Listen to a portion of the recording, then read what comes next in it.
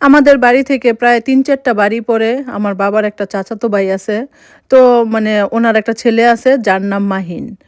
তো ওনারা আমাদের রক্তের সম্পর্কে না কি দূর সম্পর্কের। তবে উনার বাবার সাথে আমার বাবার আবার খুব ভালো সম্পর্ক। তো মাহিন ভাইকে সবসময় দেখি এইখানে ওইখানে দাঁড়ায় থাকে দেখি। পাশাপাশি বাড়ি তো দোকানে-টোকানে সবসময় দাঁড়ায় থাকতে দেখি। কিন্তু আমাদের মধ্যে তেমন করে কখনো কথা হয় না। তো ওনার যে ছোট বোন ও আর আমি একই স্কুলে পড়ি। আমাদের পরিচয় আছে, মাঝে মাঝে কথা-টথা হয় কিন্তু একদম যে ক্লোজ ফ্রেন্ড ঐরকম না। তো ওই যে সামনাসামনি পড়লে আরকি কথা-টথা হয় ঐরকম। তারপরে ওদের বাড়িতেও যে আমাদের খুব বেশি একটা যাওয়া পড়ে ঐরকম না। চাচাকে সামনাসামনি দেখলে কথা-টথা হয়, সালাম দেই এতটুকুই। তো এইভাবেই দেখতে আমরা ছোটবেলা থেকে উনাদের দেখি। তো আমি যখন ক্লাস 9 এ পড়ি, তখন একদিন দেখলাম যে মাহিন ভাই হচ্ছে আমাদের বাসার সামনে দাঁড়ায় আছে। তো আমি যখন স্কুলে যাওয়ার জন্য বের হইলাম, উনি আমাকে দাঁড় করাইলো। দাঁড় করায় বলতেছে, "শোন তোকে একটা কথা বলি।" তো আমি বললাম, "আচ্ছা বলেন।" তো বলতেছে, "ক্লাস 9 এ পড়ে একটা মেয়ে মারুফা নাম। তো দেখতে লম্বা-চূড়া, ছোট ছোট চুল। তো মেয়েটা আরকি অনেক সুন্দর।" তো আমি বললাম, "আমাদের সেকশনে তো ২ টা মারুফা আছে। তো একটা মেয়ের চুল আবার অনেক লম্বা, আরেকটা মেয়ের চুল ছোট।" তো আমাকে বলল, "আচ্ছা ঠিক আছে তাহলে তুই মেয়েটার ব্যাপারে খোঁজখবর নিবি। আমার মেয়েটাকে ভালো লাগছে।" তো তো আমি বললাম, "আচ্ছা ঠিক আছে, ভাইই হয় খোঁজখবর নিয়ে দিব, সমস্যা কি তাতে?" তো আমি আবার যাওয়ার সময় ওনাকে বললাম যে, "আচ্ছা ঠিক আছে, আমি আজকে ছুটির সময় মারুফার সাথে বের হব। তো আপনি দেখবেন, দেখার পরে যদি ওই মারুফা হয় তাহলে আমি তার সাথে কথা বলব।" তো পরে আমি মারুফার সাথে বের হই। উনি দেখে পরে আমাকে জানায় যে, "হ্যাঁ, এই মারুফাই।" তো পরের দিন আমি গিয়ে মারুফাকে আরকি বলি যে প্রেম-টেম করব কিনা, কি অবস্থা। তো মারুফার বাবা আবার একজন ডাক্তার। তো মারুফা অনেক পড়াশোনা করবে। তার এসব প্রেম-টেমের বিষয়ে কোনো নেই। তাকে অনেক পড়াশোনা করতে হবে, ভালো কিছু করতে হবে। তার এইম ওইটা আরকি। তো তারপর আমি ওকে বললাম যে, তোর পিছনে কিন্তু আমার একটা ছেলে ঘোরাঘুরি করে। তুই দেখোস নাই?" বলতেছে, "হ্যাঁ, দেখছি একটা ছেলে কিন্তু ঐরকমভাবে করি নাই।" তো আমি বললাম, "ওইটা কিন্তু আমার ভাই হয়।" তো পরে আমি আবার মাহিন ভাইকে গিয়ে বলি যে, "ভাই ও তো আপনাকে দেখছে, ও বুঝতে পারছে কিন্তু ও প্রেম-টেম করবে না, ও পড়াশোনা করবে।" তো মাহিন ভাই আমাকে বলতেছে যে, "আচ্ছা ঠিক আছে, সমস্যা নাই। তুই কালকে ছুটির পরে ওকে নিয়ে বের হবি। আমি সরাসরি ওর সাথে কথা বলব।" কারণ আমি তো ওর পিছন যাই কিন্তু ও ঐরকমভাবে দাঁড়ায় না। তাড়াতাড়ি করে হেঁটে চলে যায়। তো ওইরকম সুযোগ পাই না কথা বলার জন্য। তো পরের দিন আমি যাই। পরের দিন মারুফাকে নিয়ে ঐরকম ওদের কথা বলার সুযোগ করাই দেই আমি নিজে দাঁড়ায় থেকে। তো আমি দূরেই দাঁড়ায় থাকি। তারা কি কথা বলছে ওইটা আমি ওরকম জানি না। তবে কথা বলার পরে মারুফা হচ্ছে ভাইয়ার প্রপোজালটা অ্যাকসেপ্ট করে যে ঠিক আছে তারা প্রেম করবে। তো মারুফাও নাকি জানায় যে তাকে পছন্দ হইছে। কারণ এর আগে নাকি মারুফা এমনিতে দেখছে কিন্তু সরাসরি চেহারাটা ঐরকমভাবে দেখে নাই। কিন্তু এবার দেখার পরে তারও নাকি ভালো লাগছে। তো এইভাবে তাদের প্রেম হয়। তো এবার তাদের প্রেম হয়ে যাওয়াতে আমি হয়ে গেলাম ২ জনের মাঝখানে পিয়ন। তখন তো মারুফার বাসা থেকে ওকে ফোন-টোন দেওয়া হইতো না। আমারও ফোন ছিল না। কিন্তু ভাইয়ের আবার ফোন ছিল। কিন্তু ফোন থাকলেও তো কথা বলার সুযোগ ছিল না। তো এর জন্য তারা হচ্ছে চিঠি লেখালেখি করত। ও ওরে ছোট করে চিরকুট লিখে দিত। ভাই আবার মারুফাকে লিখে দিত। আমি ওদের মাধ্যম হয়ে চিঠির আদান-প্রদান করতাম। এমন অবস্থা হইতো যে তাদের ২ জনের মধ্যে যদি ছোটখাটো কোনো ঝগড়া লাগতো, আমি তাদের মিলাই দিতাম। তাদের গিফটগুলো একজনেরটা আরেকজনকে আদান-প্রদান করে দিতাম। মোট কথা সবকিছুই আমি করে দিতাম। মোট কথা তারা হচ্ছে নামের প্রেম করত। কিন্তু সবকিছু আমিই পর্যবেক্ষণ করতাম। তো যাই হোক এভাবে ক্লাস 9 শেষ হয়ে আমরা 10 এ উঠলাম। তো এভাবেই ভ্যালেন্টাইন ডে আসলো। তো আমি হচ্ছে মারুফার বাসা থেকে মিথ্যা কথা বলে মারুফাকে নিয়ে আবার মাহিন ভাইদের বাসায় যাই। ওরা খুব সুন্দরভাবে একটা ভ্যালেন্টাইন ডে পালন করে। তো এভাবে খুব সুন্দরভাবে ওদের সম্পর্ক চলতে থাকে। তো আমার দিকটাতে যেটা হইতো যে আমার মাহিন ভাইয়ের সাথে বেশি কথা হইতো। তো যেহেতু পাশাপাশি বাড়ি আর সবকিছুতে আমার সাথে কথা বলতো, আমাকে দেখতো। তো আমাদের আবার তেমন কেউ সন্দেহ করতো না। কারণ যেহেতু মাহিন ভাই আমার থেকে বয়সে অনেক বড় আর পাশাপাশি বাড়ি ভাই বলে ডাকি। তো ওইরকম সন্দেহ করতো না। আর তাছাড়া আমাদের বাড়িতে আমার মা, আমার বোন এরাও জানতো যে মাহিন ভাই হচ্ছে মারুফাকে পছন্দ করতো। তো এইজন্য তারা তেমন করে কোনো কিছু নিয়ে আমাকে নিয়ে সন্দেহ করতো না। তো এদিক দিয়ে আমার যেটা হইতেছিল, আমি ধীরে ধীরে কেমন যেন মাহিন ভাইয়ের প্রতি দুর্বল হইতেছিলাম। সত্যি বলতে মাহিন ভাইয়ের খুব কেয়ারিং স্বভাবের ছিল। সবকিছুতে যত্ন করতো আর খুব সফটলি কথা বলতো। সবকিছু মিলায় না আমার উনার প্রতি একটা উইকনেস শুরু হয়ে গেল। আমি আরো অনেক আমার ফ্রেন্ডদের প্রেম করতে দেখছি, তাদের বয়ফ্রেন্ডদেরও দেখছি। তারা একটু কেমন যেন টক্সিক স্বভাবের ছিল। কিন্তু মাহিন ভাই ওইরকম ছিল না।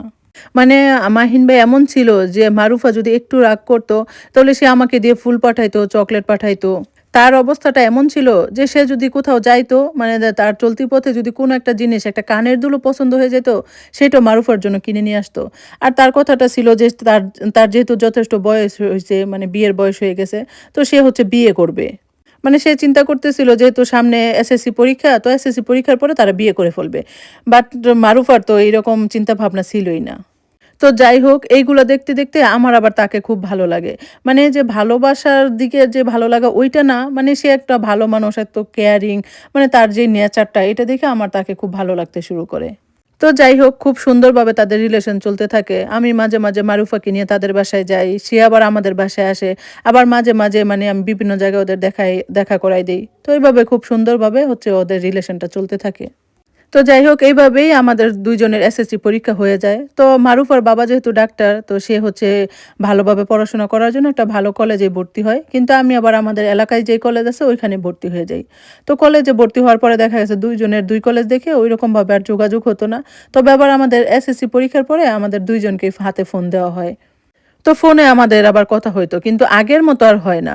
তো ওই যে আগে এরকম হইতো না যে মাহিন ভাই মানে সবকিছু আমাকে দিয়ে করাইতো যে, "কালকে যাইয়া মারুফাকে এটা বলবি, এটা দিবি, এটা করবি।" মানে এখন আর এই জিনিসটা আমাকে দিয়ে হয় না। কিন্তু তারা তাদের মতো যোগাযোগ থাকে, তারা তাদের মতো কথা বলে। তো আমি আবার ওই জিনিসগুলা খুব মিস করতে থাকি। তো এভাবেই চলতে থাকে। তো আমরা যখন ফার্স্ট ইয়ারের ১ম পরীক্ষা শুরু হয়, তো তখন মানে তাদের মধ্যে নাকি একটু ঝগড়াঝাটি শুরু হয়ে যায়। তো মানে মাহিন ভাই বলে যে সে নাকি তাকে একটু এভয়েড করতেছে। তো মানে ফোন দিলে ওরকম কথা বলে না। তারপর দেখা করতে বললে দেখা করে না। একদিন নাকি এমনও হইছে যে সে বলছিল যে মাহিন ভাইকে যে সে কলেজে আসবে না। কিন্তু মাহিন ভাই দূর থেকে দাঁড়ায় দেখছে যে সে কলেজে আসছে। তো এই জিনিসগুলা উনার কাছে খারাপ লাগতেছিল। উনি বুঝতেছিল যে সে আগের মতো আর তাকে সময় দেয় না, তাকে এভয়েড করার চেষ্টা করতেছে। তো ভাই আবার মানে দূর থেকে দেখতো যে ও অন্যান্য ছেলেদের সাথে কথা বলতো কিন্তু ভাইয়ের সাথে কথা বলতো না। তো পরে ভাই আমাকে বলতেছে, "তুই এক কাজ করবি, ওর সাথে কথা বলে ফোনে কথা বলে বলবি যে তোর সাথে থাকতে তুই কথা বলবি। তো কিন্তু আমি দেখা করব এটা তাকে বলবি না। তো আমি তার সাথে দেখা করে কথা বলব।" তো পরে আমি কি করলাম মানে ওর কলেজের সামনে গিয়ে আশেপাশে ঘোরাঘুরি করে যখন মানে কলেজের ছুটির সময় হলো পরে আমি ওরে ফোন দিয়ে বললাম যে, "আমি তো তোদের কলেজের সামনে আসছি, আয় দেখা করি, অনেকদিন দেখা হয় না।" তো আসলো, পরে আসার পরে ভাইও আসলো। তো ওদের সামনাসামনি দেখা হয়ে গেল। তো ওরা কি বলতেছে আমি ওই আগের মতো আমিও কখনো শুনিই না। আমি দূরেই দাঁড়ায় থাকি। তো ওদের মানে এমন একটা সম্পর্ক হয়ে গেছে যে জড়াই ধরা, হাতে ধরে হাঁটা এগুলো মানে ওদের একটা কমন হয়ে গেছে। মানে ৩ বছরের ওদের সম্পর্ক। তো ওরা অনেক ক্লোজ হয়ে গেছে। তো পরে ভাই যখন ওরে জিজ্ঞেস-টিজ্ঞেস করলো তো ও বলল আরকি যে, "দেখেন আসলে আপনাদের বাড়িঘরও তো আমি দেখছি। তো আমার আপনাদের বাড়িঘর এত পছন্দ হয় নাই। আর তাছাড়া আমি এমন চাই যে আমার হাসব্যান্ড যে হবে সেও আমার বাবার মতো হোক। আমার বাবা যেহেতু একজন ডাক্তার, তো সেও একজন ডাক্তার হোক। আর আপনি তো বেশি পড়াশোনা করেন নাই।" মানে মাহিন ভাই মাত্র ইন্টার পাস ছিল। তো সেই হিসাবে আরকি সে তখন মারুফা তাকে আর পছন্দ করতেছিল না নিজের মানে হাসব্যান্ড হিসাবে। তো আমি আবার দূর থেকে দেখতেছিলাম যে মাহিন ভাই বারবার ওর হাতটা ধরার চেষ্টা করতেছে। ও হাতটা ঝাড়ি দিয়ে সরায় নিতেছে। তো আমি আবার দূর থেকে ভাবতেছিলাম যে, "আল্লাহ! মেয়েটা এমন কেন করতেছে? মাহিন ভাই কত ভালো, কত ভালোবাসে ওরে। আর উনি লোকটাও কত ভালো। তো এমন কেন করতেছে?" তো যাই হোক। তো মাহিন ভাই ওর সাথে রাগারাগি করে অন্যদিকে চলে গেছে। আমার কাছে আর আসে নাই। তো আমি আবার তখন মানে এই ওর মারুফার কাছে গিয়ে বললাম যে, "কিরে কি হইছে?" তো সে বলল যে, "এই তো আমাদের ব্রেকআপ হয়ে গেছে। এটা সম্ভব না।" তো তারপরে আর মাহিন ভাইয়ের সাথে আমার তেমন কোনো কথা-টথা হয় না। কারণ এখন আর উনি আগের মতো ফোন দেয় না। কিন্তু আমি আবার সেই খুব মিস করতে থাকি যে উনি ফোন দেয় না। তো আমার আবার উনাকে ভালো লাগতো। মানে প্রেম করার মতো ভালো তো লাগতো না। জাস্ট উনি ফোন দিলে ভাল লাগতো। মানুষ হিসেবে ভালো লাগতো। তো এইভাবেই চলতে থাকে। তো মাহিন ভাই হচ্ছে আবার বিদেশে যাইতে চায়। উনি ইন্টার পাসের পরে তো আর পড়াশোনা করে না। তো উনার আবার ইচ্ছা ছিল যে উনি ইউরোপে যাবে। মানে মাহিন ভাইয়ের বাবা মানে চাচা হচ্ছে উনাকে ছোটখাটো রাষ্ট্রে অনেক রাষ্ট্রেই পাঠাইতে চাইছে।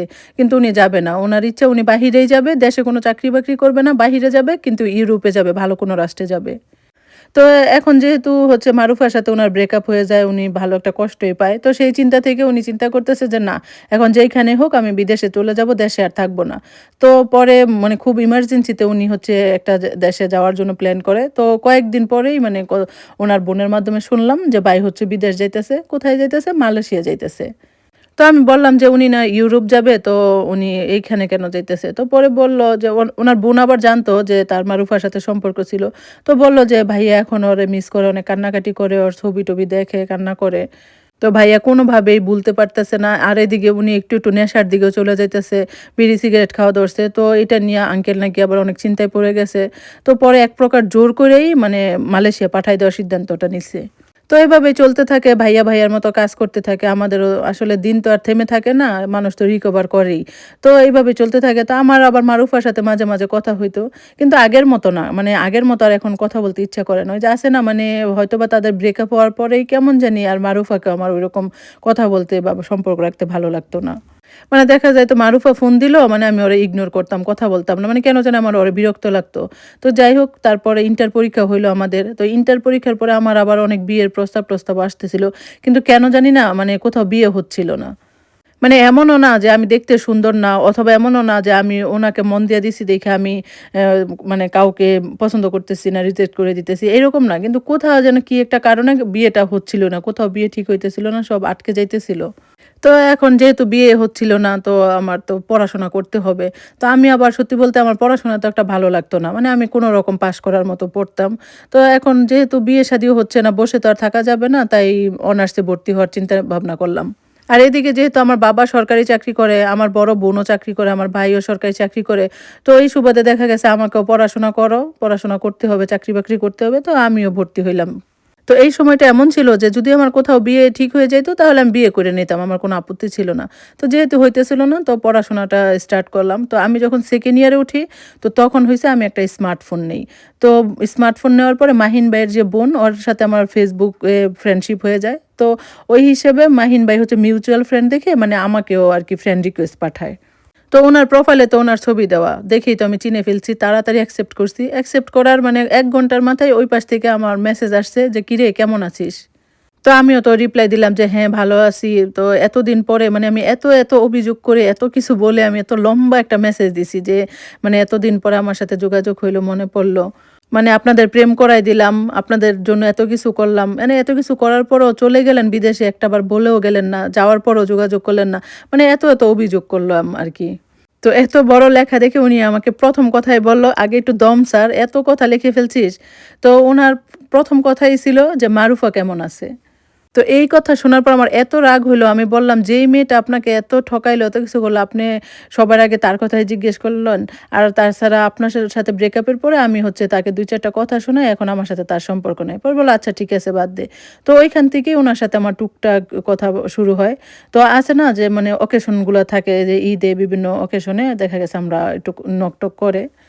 এই দেখা যেত আমার মানে বার্থডেতে, ভ্যালেন্টাইন ডেতে মানে ছোট অকেশনে উনি আমাকে ছোট করে মেসেজ পাঠাইতো। তাছাড়া আমাদের মধ্যে কখনো ওইরকম কথা হতো না।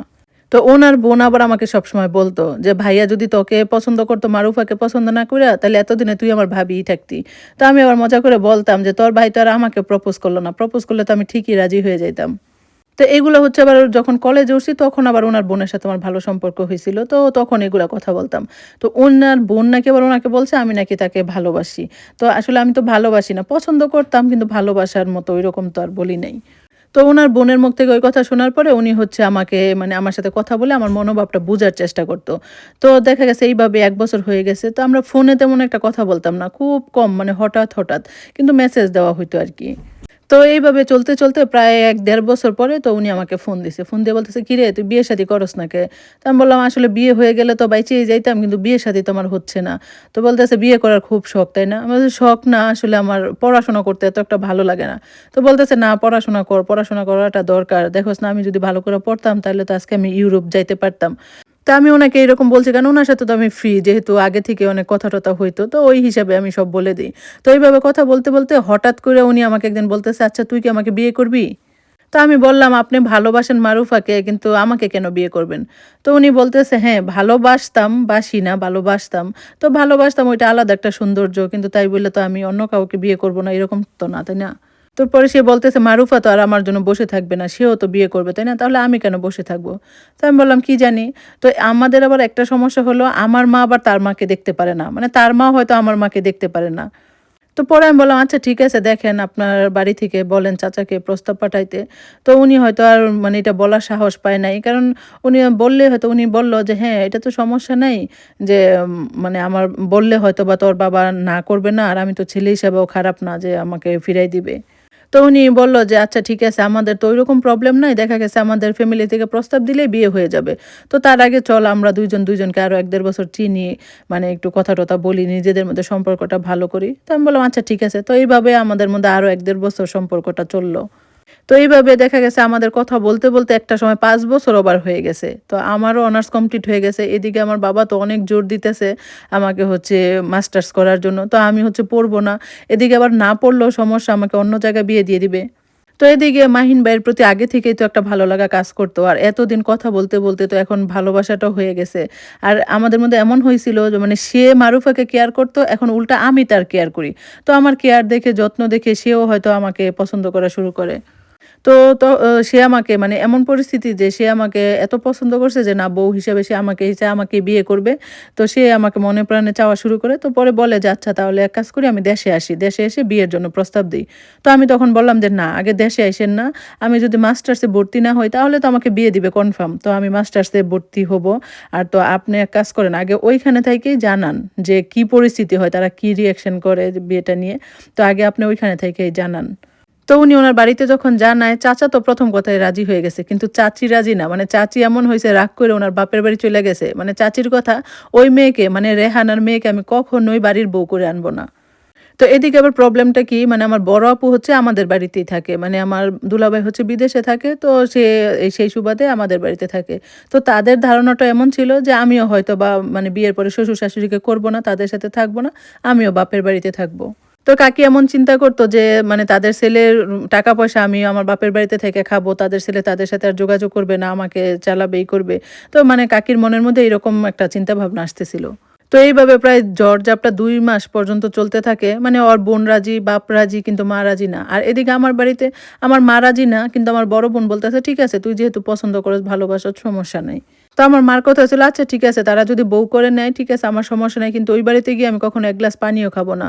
তবে আমাদের এমন অবস্থা ছিল যে তাদের আর্থিক অবস্থাটা একটু ভালো ছিল, কিন্তু আমাদের তুলনামূলক ওদের থেকে একটু কম ছিল। মানে যখন ২ মাস হয়ে গেল উনার মাকে কোনোভাবে রাজি করতে পারে না, তখন এমন অবস্থা হইল যে মাহিন ভাই উনার মায়ের সাথে কথা বলা বন্ধ করে দিল। আর এদিকে উনার মা আমাকে সারাক্ষণ গালি দিতে থাকে যে আমার জন্য এমন হইছে, তাদের ছেলে তাদের ভুইলা গেছে, তার কাছ থেকে আমি ছেলেরে কাইড়া নিতেছি। মানে সব দোষ আমাকে দিতেছে। তো এই করতে, করতে উনি হচ্ছে ৪ মাস উনার মায়ের সাথে কথা বলে নাই। তো ৪ মাস পরে ফাইনালি উনার মা যায়া উনার বাপকে বলছে যে, "হ্যাঁ, ঠিক আছে, আমি ওই বিয়েতে রাজি আছি। আমি মাইনা নিবো। তো ওরে বলো আমার সাথে কথা বলতে।" পরে উনি উনার মায়ের সাথে কথা বলে, তারপর ওদের বাড়ি থেকে আমাদের বাড়িতে প্রস্তাব পাঠায়। মানে বিয়ের প্রস্তাব তো নিয়ে আসছে, কিন্তু আমার শাশুড়ির কপাল দেখলে বুঝা যাইত মানে একটা মানুষ কতটা বিরক্তি নিয়ে থাকতে পারে। মানে সে আমাদের বাড়িতে আসিয়া একদম কপাল কুঁচকায়া নিচের দিকে তাকায় বইসা রইছে। মানে ১ গ্লাস পানিও খায় নাই, কিচ্ছু ধরে না। মানে পুরা বিরক্ত সে, না পাইরা সে আসছে। তো তারা হচ্ছে দেখা গেছে ছেলের কথাটা সে রাখতে কোনরকম আমাকে আংটিটা পরায় চইলা গেছে। তো মানে আংটি পরানোর প্রায় ১ মাস পরে আরকি সে ১.৫ মাসের জন্য ছুটিতে বাংলাদেশে আসে। তো দেশে আসার পরে আমাদের বিয়েটা হয়। তো আলহামদুলিল্লাহ এখন পর্যন্ত ভালোই আছি। আমাদের একটা ছেলে, একটা মেয়ে এখন। তো মাহিন ভাই এখনো মালয়েশিয়াতেই থাকে। তো উনি যেহেতু বিদেশে থাকে সেজন্য একসাথে থাকাটা হয় কম। কিন্তু উনি অনেক ভালো একজন মানুষ, অনেক কেয়ারিং, আমাকে খুব ভালোবাসে, অনেক যত্ন করে। তো এই হইলো আমার ভালোবাসার গল্প। আরেকজনের ভালোবাসার পিয়নগিরি করতে যেয়ে ওইটা আমারই ভালোবাসা হয়ে গেছে এখন।